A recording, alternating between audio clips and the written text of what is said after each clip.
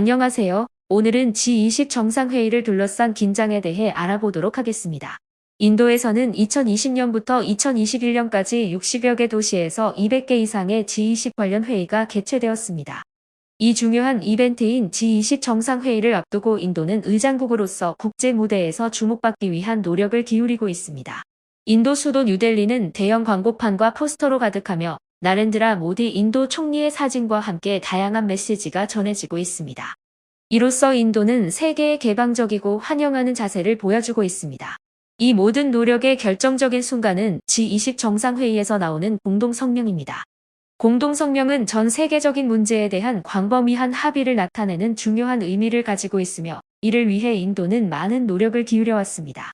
그러나 우크라이나를 비롯한 다양한 현안으로 분열된 상황에서 G20 국가들 간의 공동성명 도출은 쉽지 않을 것으로 예상됩니다.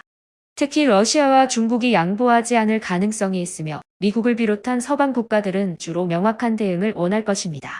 블라디미르 푸틴 러시아 대통령과 시진핑 중국 국가주석이 참석하지 않은 경우 G20 회의의 공동성명 도출이 더욱 어려워질 수 있습니다.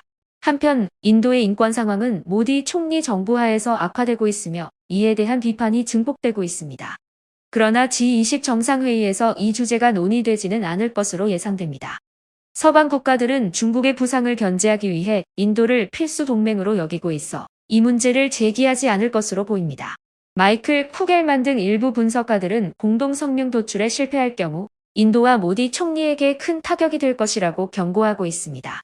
그러나 인도는 러시아 및 미국과의 관계를 성공적으로 관리하며 다양한 국가와의 협력을 성공적으로 이뤄온 경험이 있습니다. 인도는 다양한 의견 차이를 극복하여 균형자로서의 역할을 뽐내고자 하지만 이것은 어려운 과제일 것입니다. 마단 연구원은 인도가 90%의 사안에 대해 합의가 이뤄진다면 의장국 요약문을 발표할 수 있다며 공동성명이 없어도 반드시 실패는 않을 것이라고 언급하고 있습니다. 그러나 급변하는 세계에서 G20 회의의 분열은 회의의 타당성의 의문을 제기할 수 있습니다.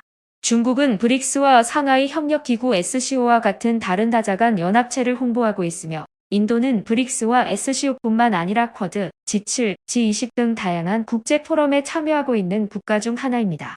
이러한 맥락에서 인도는 G20 정상회의를 통해 실행 가능한 결과를 도출하여 글로벌 강국으로서의 역할을 강조하고자 하며 모디 총리의 국내 이미지 제고에도 도움을 줄 것으로 기대됩니다. 인도 총리 모디는 다양한 G20 행사를 통해 국내의 작은 도시와 마을을 외교 정책의 무대로 활용하고 있으며 이는 국내뿐 아니라 세계 정치 질서의 관점에서도 중요한 역할을 하게 될 것입니다.